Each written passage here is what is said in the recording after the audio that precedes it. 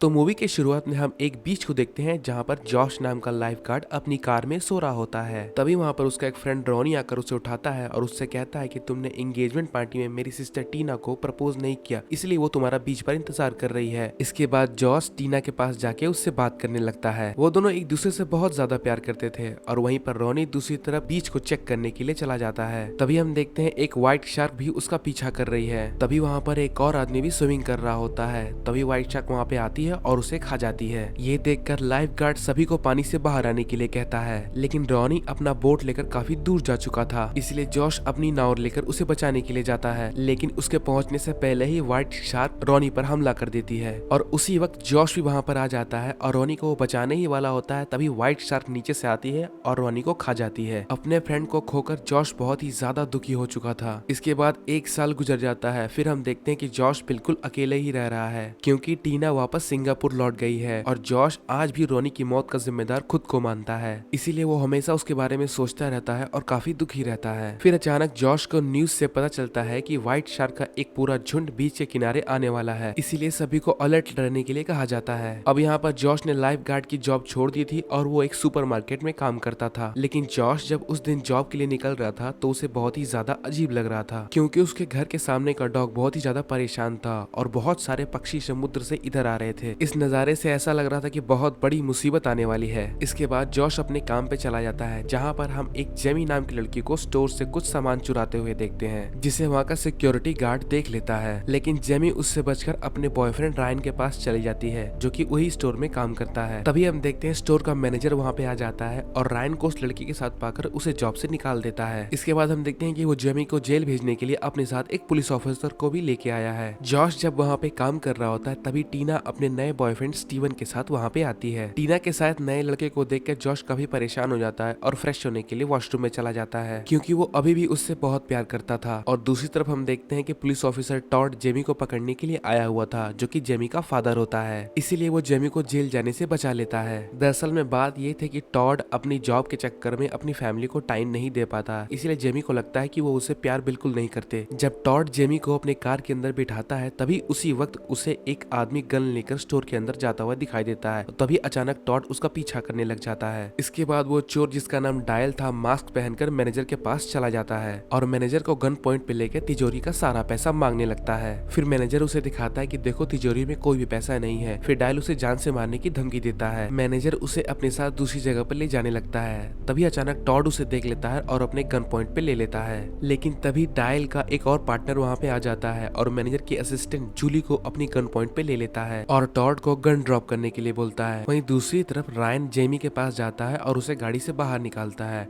और रायन उस पर गुस्सा कर रहा होता है क्योंकि उसी के कारण उसकी जॉब गई थी, इसीलिए जेमी वहाँ से स्टोर में चली जाती है और रायन जाकर गाड़ी में बैठ जाता है। वहाँ पे हम एक काइल नाम के लड़के को भी देखते हैं जो कि अपनी गर्लफ्रेंड हेदर के साथ वहाँ पे आया हुआ था। और दूसरी तरफ जॉश जब वॉशरूम में होता है तभी उसे गोली चलने की आवाज सुनाई देती है और इसे सुनकर वो बाहर आ जाता है, जहाँ पर हम देखते हैं कि डायल के पार्टनर ने जूली को शूट कर दिया है और इसे देखकर डायल उस पर बहुत गुस्सा करता है क्योंकि यहाँ पर वो किसी को नुकसान पहुंचाने नहीं आया था। इसके बाद डायल का वो पार्टनर टीना को गन पॉइंट पे ले लेता है, जिसे देखकर जॉश काफी टेंशन में आ जाता है। ये सब देखकर वहाँ पे सभी लोग बहुत ही ज्यादा डर जाते हैं। तभी हम देखते हैं अचानक पूरा स्टोर हिलने लगता है और वो सब देखकर वहाँ के लोग और भी ज्यादा डर जाते हैं। फिर हमें बाहर दिखाया जाता है जहाँ पर हम देखते हैं कि बहुत बड़ी सुनामी आ चुकी है। फिर हम देखते हैं वहाँ के सभी स्टोर और बिल्डिंग्स में पानी भरने लगता है और वहाँ पे पूरी तबाही मच जाती है और जिसकी वजह से बहुत सारे लोग मारे जाते हैं। लेकिन जॉश, डायल, स्टीवन और टॉड ये सभी के सभी बिल्कुल सेफ थे। इसके बाद हम देखते हैं कि जॉश सभी को पानी से बाहर निकाल के ऊपर ले जाता है और तभी अचानक जॉश देखता है कि टॉड का पैर बहुत बुरी तरीके से जख्मी है। कुछ देर बाद जेमी भी पानी से बाहर आ जाती है और टॉड को जिंदा देखकर बहुत खुश होती है और तभी अचानक उसे रायन की याद आती है जो कि सुनामी आने से पहले कार के अंदर बैठा हुआ था। जेमी उसे बचाने के लिए जाने लगती है। तभी डायल उसे मना करता है और कहता है बाहर में इससे कहीं ज्यादा पानी होगा।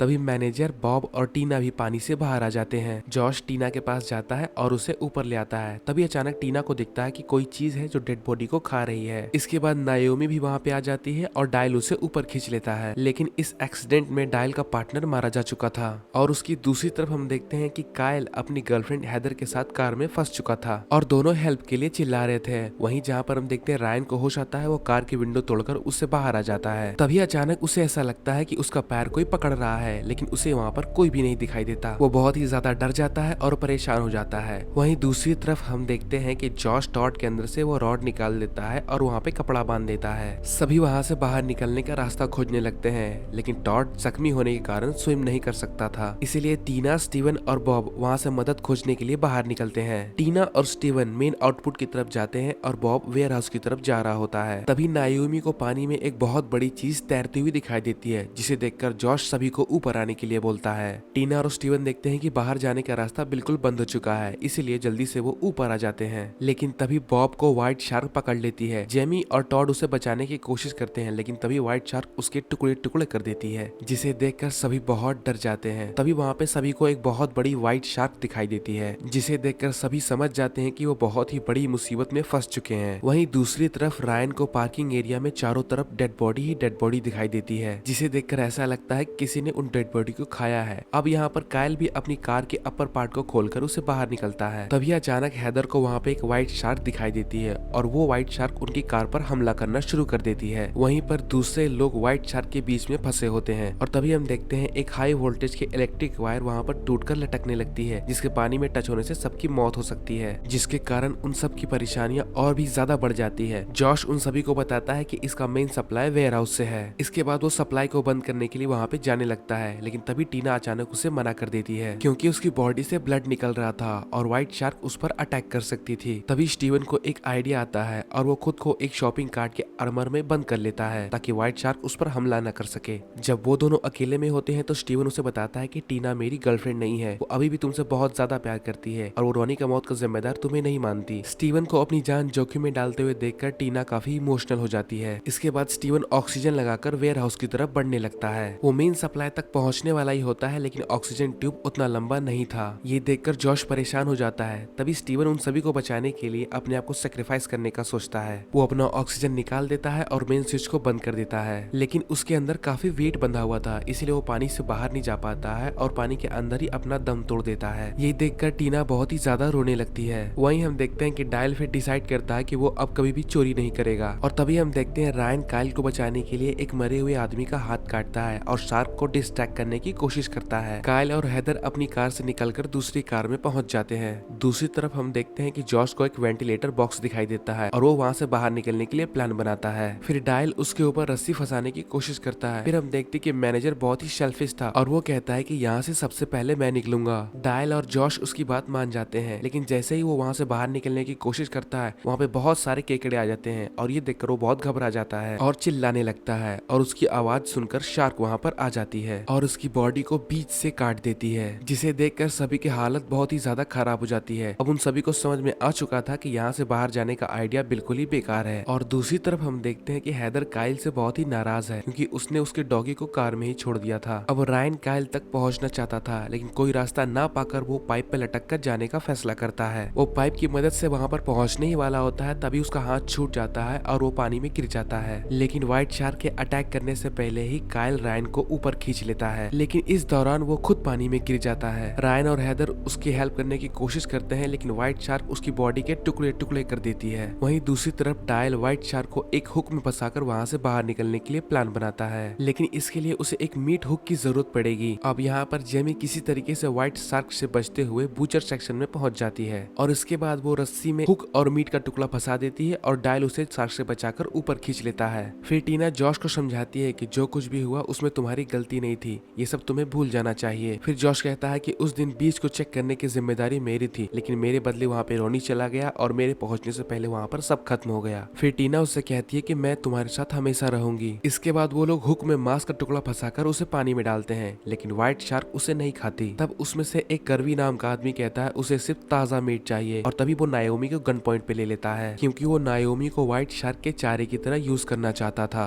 तभी डायल उसे कहता है कि तुम बहुत बड़ी गलती कर रहे हो, लेकिन वो किसी की नहीं सुनता और नायोमी के गले में रस्सी फंसाकर उसे पानी में डाल देता है। व्हाइट शार्क उसकी तरफ तेजी से बढ़ने लगती है। तभी डायल उस आदमी को अपने भाले से जख्मी कर देता है और नायोमी को पानी से बाहर निकाल लेता है और नायोमी को पानी से बाहर निकालने के बाद डायल उस आदमी को ही पानी में फेंक देता है। इसके बाद व्हाइट शार्क उसके टुकड़े टुकड़े करके उसे खा जाती है और हुक उसके मुंह में फंस जाता है, जिसे देखकर वहाँ से सबको बाहर निकलने की उम्मीद मिल जाती है। तभी हम देखते हैं हैदर रायन से कहती है हमें कोई भी बचाने के लिए नहीं आने वाला। तभी रायन हैदर से कहता है कि हो सकता है हमारे जैसे और भी लोग हो जो फंसे हुए हो। तभी हैदर की डॉगी बुल्ली भी वहाँ पे आ जाती है और तभी तभी रायन पाइप को बजाकर हेल्प करने की सिग्नल देता है। इसे देखकर जेमी समझ जाती है कि वो रायन है और वो उसे बचाने के लिए उसके पीछे चली जाती है। ये देखकर टॉड उसकी हेल्प के लिए जॉश को उसके साथ भेजता है। उसके बाद जॉश और जेमी कार पार्किंग में जाते हैं, तभी व्हाइट शार्क उनकी तरफ आने लगती है। ये देखकर दोनों टॉड की कार पे चढ़ जाते हैं। तभी जेमी उसे बताती है इस कार के अंदर शॉटगन रखी हुई है। इसके बाद जॉश किसी तरीके से शार्क से बच के वो शॉटगन निकालता है और उसे मारने के लिए फिर पानी में चला जाता है। फिर जब व्हाइट शार्क उसकी तरफ बढ़ने लगती है तभी जॉश उस गन को नीचे करके उस व्हाइट शार्क को शूट कर देता है और तभी देखते हैं हम उस व्हाइट शार्क की मौत हो जाती है।